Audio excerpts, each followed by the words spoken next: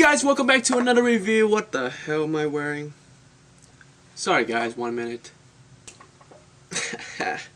Much better. Alright, anyways, welcome back to another movie review. This will be my non-spoiler review for Star Wars The Last Jedi. I saw it last night with a group of friends. I have a initial thoughts video on my channel, check it out. And because this is a Star Wars movie, I want to do a spoiler review maybe next week, and it might feature a special guest, so stay tuned for that. In 2015, J.J. Abrams brought the franchise back to life, and it's up to Rian Johnson now to keep it going. Last Jedi pick up just minutes, maybe hours after Force Awakens, and it provides further evidence that you should never listen to either critics or hardcore fans when it comes to judging a movie. I guess that's kind of ironic because I'm a big Star Wars fan and you guys are listening to me talking about it. But anyways, don't leave. Stay. The audience scores for this movie has been shockingly low. Like, I was checking on Rotten Tomatoes. I was like, okay, 93%, you know, certified fresh and whatnot. But then I looked to the audience score, it's like 55%. I was like, oh, that's not good. You know, and then I went on Metacritics, and the critic score is 86, which is like super high. Then I checked the audience score. Like, you would never guess, you would never have guessed this number. 4.8. I'm dead serious. Metascore, the audience score in Metascore for Last Jedi, 4.8 out of 10. That's crazy. That is crazy. And like, I think around 7.8 out of 10 on IMDb, which is actually pretty low for a movie like this. And like, it's still dropping. Like, you know, the IMDb score is like, you know, when it first came out, it was like 8 point something, and then it go down like slowly. And so I feel like the final score on IMDb is probably around 7.5, 7.4, maybe even lower. So going into this movie, I did not know what was gonna happen. I was curious, I was excited, and I was worried. I was a bit worried. So right now, I'm just gonna give it to you guys straight, my unbiased, honest opinions on Star Wars The Last Jedi. The Last Jedi is a great movie, and I love it. It's always tough for a director to work on a movie like this, because not only do you have to make a good movie, you have to also make a good Star Wars movie, which is a totally different thing. And I thought it was extremely ballsy of Rian Johnson to lean more toward the film, the good film part, instead of the Star Wars part, even though there's a bunch of like references and Easter egg in this movie. But I have a feeling that he was more focusing on, you know, making a good movie first, and then a good Star Wars movie second, which might have explained the backlash from fans. But I don't get it. I'm a big Star Wars fan, and I love this movie, and there's a lot to enjoy in this movie. Like I said, there are references to, you know, like movie in the past, and you know, the overall world of Star Wars, and their Easter egg of, you know, like celebrity cameos, and like there's a bunch of stuff that Star Wars fans can enjoy, and one of them in particular involving Luke Skywalker and a droid that really, like, it hit me really hard in the feels. And I thought overall Rian Johnson did a great job, and he directed what is possibly my favorite, like absolute favorite lightsaber battles in the entire saga. When you think about it, hardcore fans, they're a bunch of ungrateful brats. Like,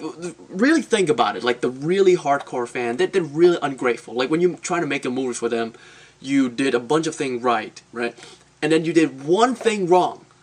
And apparently, all of a sudden, it became like the worst movie ever made, like 1 out of 10. Like, I was reading like reviews on IMDb. It's some of the stupidest thing I've ever read in my entire life. It's so dumb. Like, these hardcore fans, they just focus on that one, like the one or two elements of this movie that upset them, and they just like attack the movie because of that, and it really upset me. It's kind of made me think of Iron Man 3 for some reason, because for me, Iron Man 3 is a really well-made movie, very well directed, well acted, it got a good story, and there's a lot to enjoy in Iron Man 3. But because of that one Mandarin twist, that one twist that, you know, people would just like, that based on that one thing, Iron Man 3 became like the worst movie ever made in their mind. But in fact, it's actually a really, really well made movie, and it's really unfair. Like, come on guys, grow up.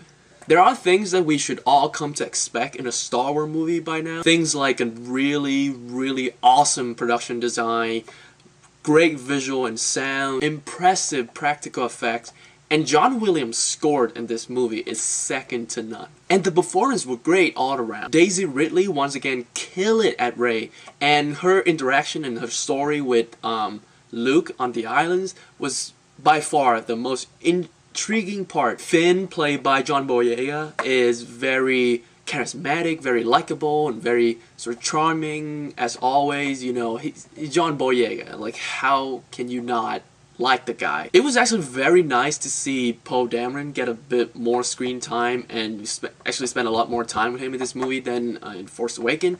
And his character actually have a really satisfying arc. Mark Hamill and Carrie Fisher were both excellent in this movie, but I could have used a little bit more time with them together. Like, they were all really, really great, really excellent individually and when they interact with other characters.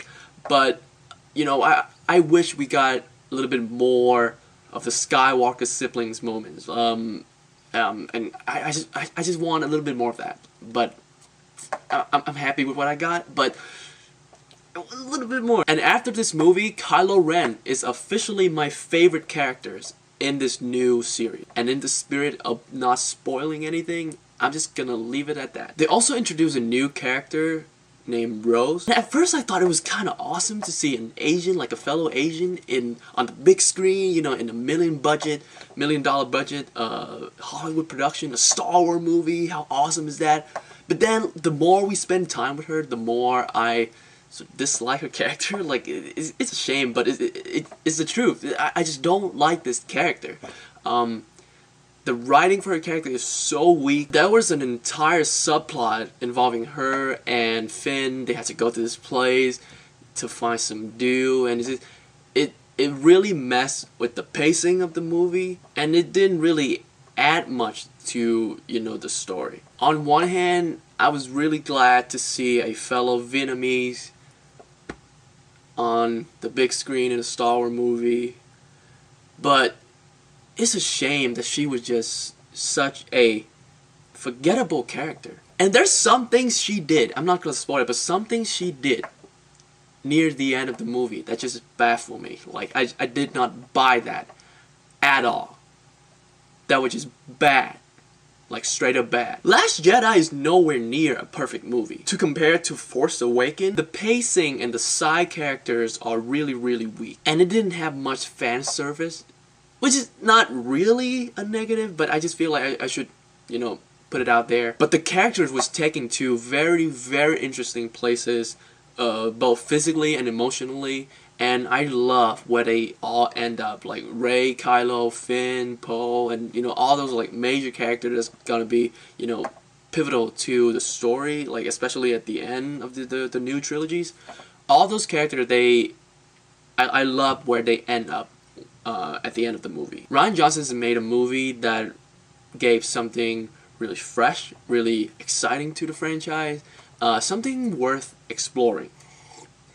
This movie went to places I did not expect a Star Wars movie, especially now, to go. And this is by far the boldest move Disney has taken on this franchise. And I'm gonna give Star Wars The Last Jedi a 9 out of 10.